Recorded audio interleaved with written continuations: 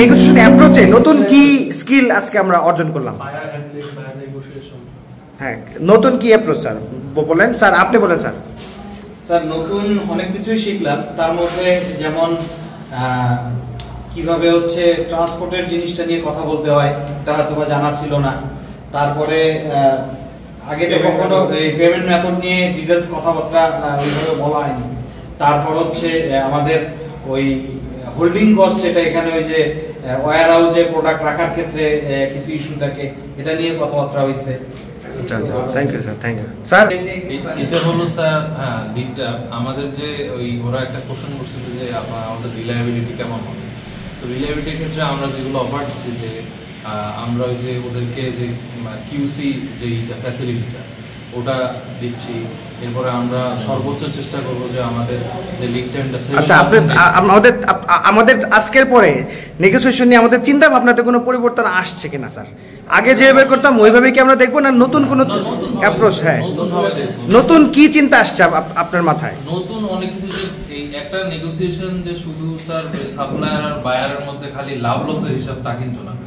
সবচেয়ে বড় কথা হলো সার্ভিসের হিসাব, যে আমার ওর মধ্যে সার্ভিসটা কেমন হবে আর দুইজনের মধ্যে রিলেশনশিপ কেমন হবে।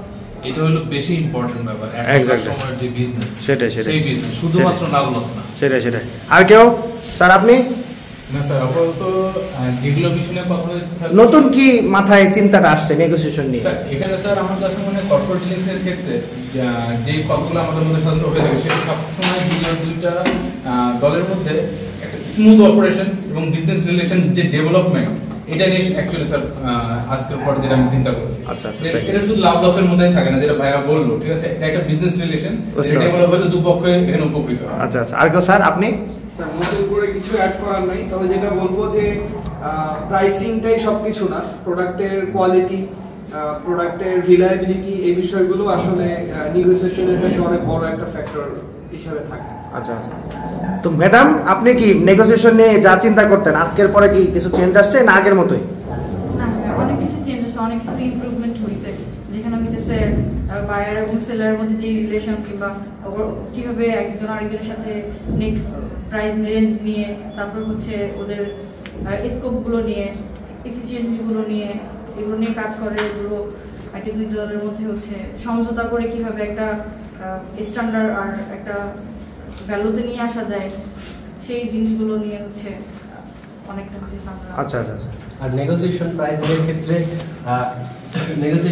এর ক্ষেত্রে দেখা যায় যে আমরা অনেক সময় যারা সাপ্লায়ার থেকে আমরা নিজেদের প্রফিটের কথাটা চিন্তা করে আমরা একটা দাম বসাই, কিন্তু এই ক্ষেত্রে আমরা তাদের যে সেলিং প্রাইস, তাদের প্রোডাক্টের যে আউটকাম সেলিং প্রাইস, সেখানে তাদের প্রফিট কতটুকু বসছে সেই হিসাব যদি আমরা আমাদের কাছে করি, তাহলে প্রাইসিংটা বসাতে একটু ইজি হয়। আচ্ছা আচ্ছা, থ্যাংক ইউ স্যার।